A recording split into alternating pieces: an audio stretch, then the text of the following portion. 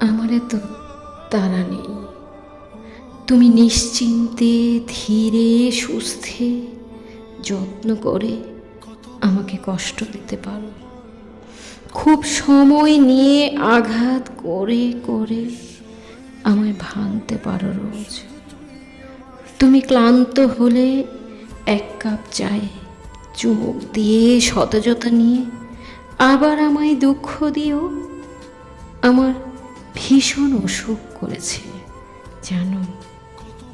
মনের অলিতে গলিতে জমে যায় প্রচণ্ড অভিমান।